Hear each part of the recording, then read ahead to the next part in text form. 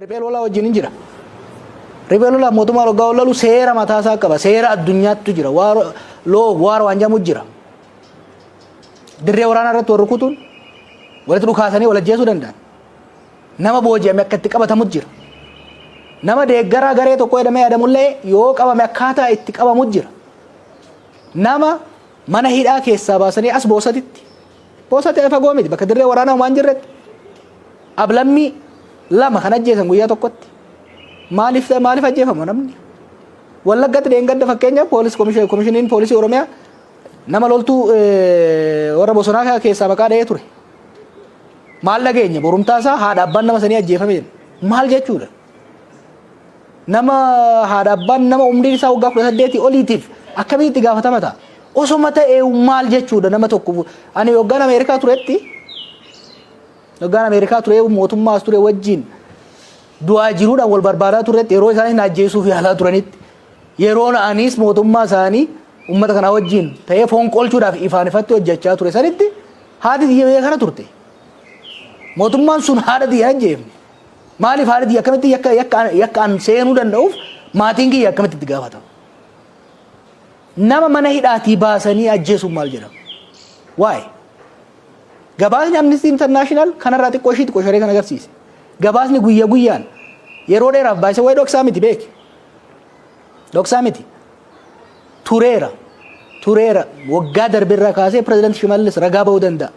Waan deemaa jiru kana yogguma isin reefu eegaltu waan akkanaa kan ammumaa dhaabsisaa. Qaamni nageenyaa aadeeffachuu hin qabu. Namni reebamuu hin qabu, toorchar ta'uu hin qabu, namni ajjeefamuu hin qabu, seeraa ala hidhamuu hin qabu. Namni tokko shakkamaa yoo ta'e hin qabama, hin qoratama. Abbaan alangaa himata itti bana, mana murtii geessa. Manni murtii ragaa bitaa mirgaa dhaggeeffatee itti mura. Hin adabamaa jechuudha. Yakki isaa guddaa ta'e haaduu yoo jedhames kan itti murteessu poolisii yookiin loltuu tokko osoo hin taane mana murtiitii jechuudha. Malee nama lafumaa gadi fuudhanii tumuun ajjeesuun akka fedhanitti osoo mana murtiin geessin hidhuun kanaaf miti kan qabsoofne kanaaf miti ilmi namaa kan biyya kanatti dhume. Sirna wayyaanee bar Tigree waan ta'aniif waliin lolleeni. Miti Tigree waan ta'aniif miti. Hidhaa fi ajjeechaan nama keenyarraa haa dhaabbatu jenneeti.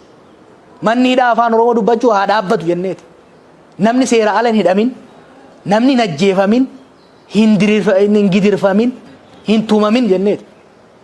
Ammas yoo kan ta'u taate mootummaa kanaanis wanni wal dura nu dhaabaa jiru namni keenya ajjeefamuu hin qabu. Namni keenya seera ala hidhamuu hin qabu. Namni keenya reebamuu hin qabu. Maal jechuudha? Waggaa 150 alagaadhaan reebamaa turre har'a immoo jara keenya warra jennu namni keenya waggaa 5 ajjeefamu. Akka hoolaatitti goronootti naqamee walirra ciibsamee hidhamu. Deettuun waggaa ajjeefamtu maal jechuudha? Kana callifnee akka teenyu yoo ka'ee kan taate abaddan this is not going to happen. We will not tolerate.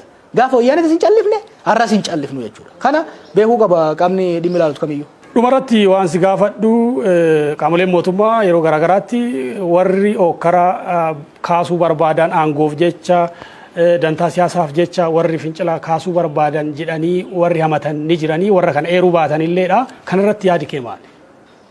Paartii biyya bulchuu wajjin garaagarummaa ilaalchaa qabna. Gaagamni siyaasaa biyya kana akkamitti furamuu qaba kan jedhu irratti garaagarummaa ilaalchaa qabna wal mormaa jirra. Gaagama heera mootummaa uumame akkaataan isaan ittiin deeman sirrii akka hin taanee fi mariif waliigaltee qofaan akka ta'u wal mormii qabna. Kun hojii siyaasaati waan biraati kun. Kuni falmaa siyaasaati. Kuni atakaaroo siyaasaati. Nama ajjeesuun garuu siyaasa miti. Nama mana hidhaatii baasanii rashanuun siyaasa miti. Nama magaalaa keessatti maaliif nu laalte jedhanii tumuun siyaasa miti.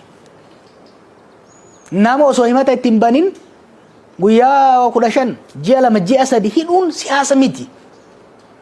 Kuni sarbamuu namummaati. Kuni namummaa namarraa mulquudha. Oromummaa namarraa mulquudha. Kuni garaagarummaa siyaasaatiin miti. Tokko kana lammaffaa waa'ee fincila itti beeyna. Mormiis itti beeyna. Itti guddanne itti dhalanne itti guddanne hin dhaalle. hin fincilla yoo jenne uummanni kun finciluu qaba jennee gaafa murteessine hin goone hin labsine kun rakkoon qabu kana yoo shakkan nu eeguu qaban rakkoon hin jiru. Wanni dukkana keessa deemnee fafakkeessaadhaan duuba deemnee jennuuf hin jiru labsaa turre kaleessas nu beeku labsaa turre hoggaa labsin immoo guyyaa isaa bakka isaa naamusa hordofamuu qabu tarsiimoo hordofamuu qabu. Code of conduct clear lafa keenyatti kan ittiin deemaa turre gara fuulduraas hin goona kana beekuu danda'uu qaban. Hin goona yoo adeemsi seeraaf sirna adeemsi dirree siyaasaa keessatti godhamu hin danda'amne ummanni sun mirga isaa deebisuudhaaf finciluu qaba jennee gaafa murteessine hin labsina kana. Akka amma isaan yaadanitti biyya keessa waan jiraniif kanan godha yoo kajaan taate they are wrong. Nuti qabsaa'ota qabsoo biyya kanas kan galle qabsoo fi biyya ala soggaa turre qabsoorra turre jechuudha. Kanaaf siyaasa fafakkeessaa keessa seenuu barbaadu. Ammatti kan mootummaa gaafachaa jiru clear and clear. Kuni gaafii siyaasaati miti. Gaafii lubbuuti. Ilmi Oromoo intalti Oromoo har'as gadaa kana keessatti ajjeefamuu hin qaban. Seeraala hidhamuu hin qaban. Torture ta'uu hin qaban dhaabbachuu qabaadha jechuudha. Kun kana dhaabuun immoo hunda caalaa mootummaadhaaf faayidaa qaba.